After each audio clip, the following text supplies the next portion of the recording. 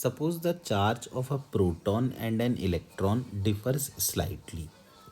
One of them is minus E, the other is E plus delta E. If the net of the electrostatic force and gravitational force between two hydrogen atoms placed at a distance d apart is 0, then delta E is of the order of.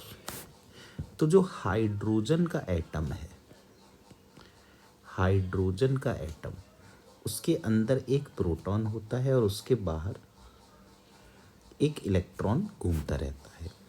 ये कहना चाह रहे हैं कि electron का charge जो है वो है माइनस ई और प्रोटॉन का जो चार्ज है वो है ई प्लस डेल्टा ई।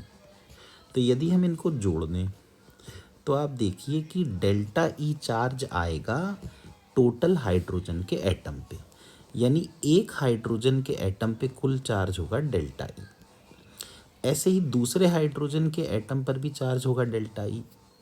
तो अगर दो हाइड्रोजन एटम एक दूसरे से डी डिस्टेंस दूर रख दिए जाएं तो due to the electric repulsion इनके बीच फोर्स होगी के इंटू डेल्टा ई का स्क्वायर अपॉन डी का स्क्वायर। और एक चीज़ कि ये दोनों ग्रेविटेशनल फोर्स से भी अट्रैक्ट कर रहे होंगे, तो वो होगी जी एम का स्क्वायर अपॉन डी का स्क्वायर।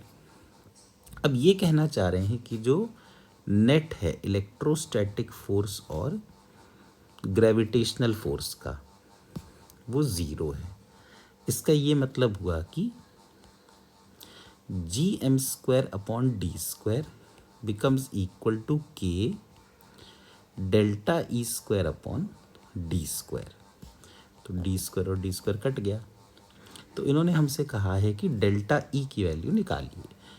तो डेल्टा ई का जो स्क्वायर होगा वो होगा जी एम स्क्वायर अपॉन के। तो डेल्टा ई होगा एम अंडर रूट जी अपॉन के। अब एम क्या दे रखा है 1.67 इंटू 10 टू द पावर -27। इसके अलावा जी होता है 6.67 इंटू 10 टू द पावर -11। के होता है 9 इंटू 10 टू द पावर 9।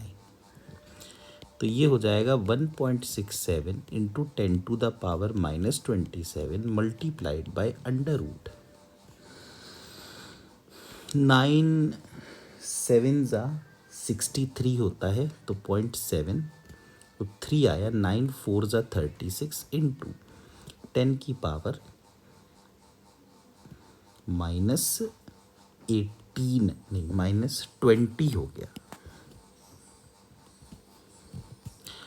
तो इसको हम अप्रॉक्सीमेटली 1 लिख लेते हैं। तो 10 की पावर -20 का 10 की पावर 20 ही हो गया।